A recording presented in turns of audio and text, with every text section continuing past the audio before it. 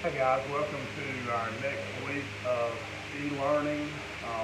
This video is going to be a review of verbals and verbal phrases, and this is going to be for 7th and 8th graders. Now the difference is 7th graders, this is not in your book, although when we were still in class, I have given you worksheets on gerunds and participles and infinitive. But we're specifically working with adverbs now. And for 8th graders, this is going to be in your book, chapter 9. And I'll be starting on page 184. 7th graders, you will need to listen carefully. Again, you have heard this, okay, already. What I will do with you, 7th graders, is I will be emailing worksheets on the infinitive phrase, verbal phrases used as adverbs for you to complete. And so you'll need to, if you have your own personal email, it'll come to you. Otherwise, it's going to go to your parents. So you'll need to maybe remind your parents to look for that in their emails. And so you'll print that worksheet off, fill it out, and then you can take a photo of it and send it back to me, or scan it, however you want to do it, just as long as you get it back to me. Okay, so again, 8th graders, you're going to be working out of your book in chapter 9. 7th graders, I will be emailing worksheets, at least one, for you. Again, look for more detailed instructions on Greenwood. Okay? So this is the Wednesday video. The Monday video you should have already watched. That is specific to infinitive use as adverbs. And we are in the adverb chapter still. But what I want to do today is go back and give you a review of all of the verbal phrases that we have studied thus far. The reason we keep bumping into infinitives is because they can be used as 3 parts of speech, whereas participles and gerunds are only used as 1 part of speech. Okay, so 8th graders, you should have your book out, and this begins on page 184. 7th graders, again, just listen carefully. You should have some worksheets on this. If you need further review, Google it. There are all kind of videos out there that you can watch if you're having trouble with this, okay? We're going to start with participles because that's the last one that we did, and we did those in the adjective chapter because participles are used as adjectives in the sentence. Remember first that a verbal is a word that looks like a verb and can be a verb, but it is not being used as a verb in your sentence. These are another way that we can vary the structure of our writing. So you are looking for an action word that is not the verb in your sentence. Participles, let's begin with what they end in. Participles end in any suffix that a verb can. So ed, ing, ent, depending on the spelling of the word. They can end in any suffix that a verb can, but they are used as adjectives in a sentence. Since they're used as adjectives, that means that they're going to modify a noun or a pronoun, and they're going to answer the questions that adjectives answer. Which one, what kind, how many, how much, and who. So one example, one sentence example, and remember you have the participle itself, which is the word, the one word, and then you often have a participial phrase, which is all the other words that go with it. So an example sentence would be, a running man aroused curiosity in the neighborhood.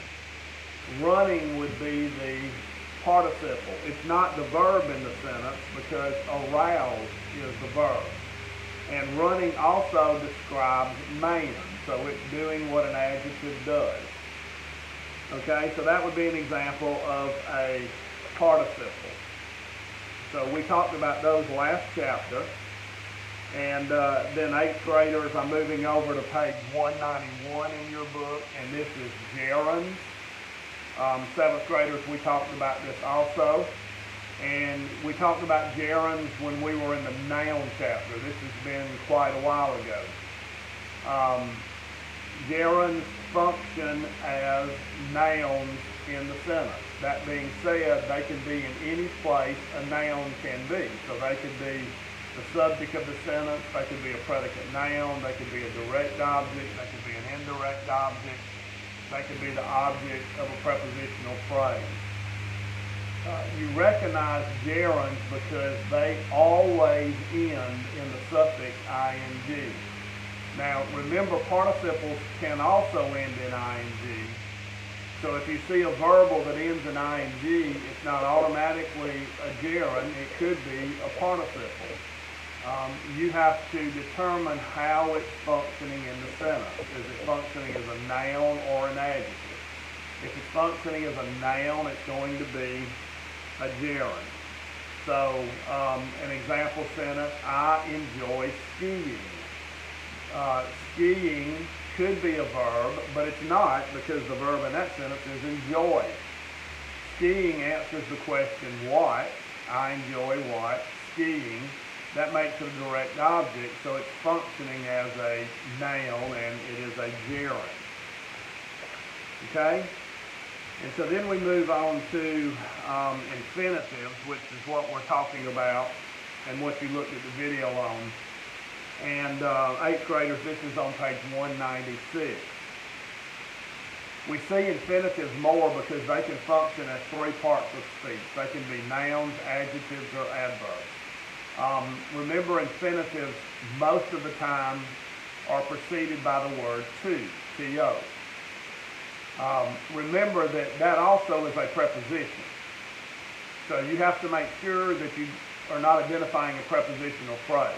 The way you know it's an infinitive is after the word to, there's going to be an action word with no suffix. Okay, infinitives have no suffix.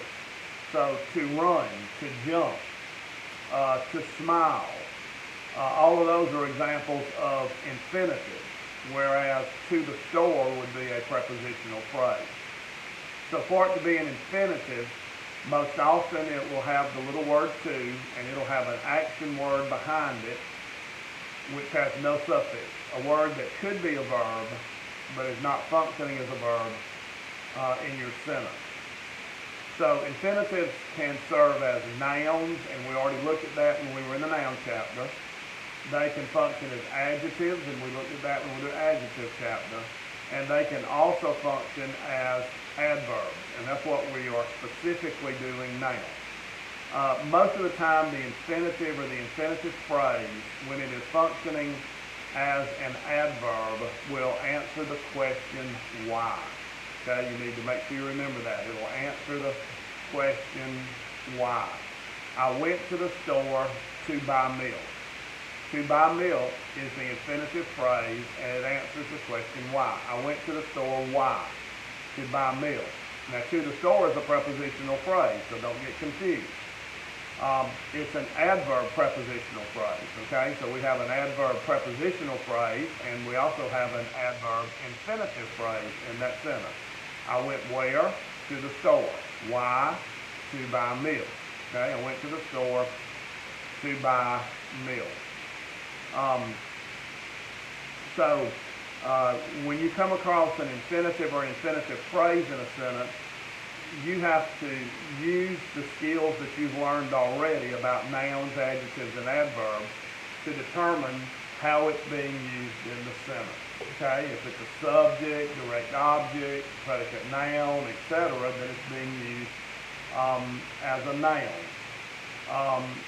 To run is not something I enjoy doing. That would be an infinitive used as a noun because it's the subject of the sentence. What is something I don't enjoy doing? To run. Okay? So you have to determine how it's being used. And the video you watch on Monday should show you in detail with examples how to pick out infinitive phrases that are used as adverbs. Okay, so that's kind of a review of the verbal phrases. Again, 7th graders, I've given you worksheets on that, and I will send you a worksheet to complete at least one. So those details will be on Greenwood. 8th graders, all this is in your book, and so I will be assigning you book pages, exercises to do on infinitives as they relate specifically to adverbs, okay? Again, all this work is due by 8 p.m. on Friday. You guys are doing a great job. Don't forget to do the work and send it in. You are being graded for this, okay? So make sure you do the work and get it in. All right, have a good day.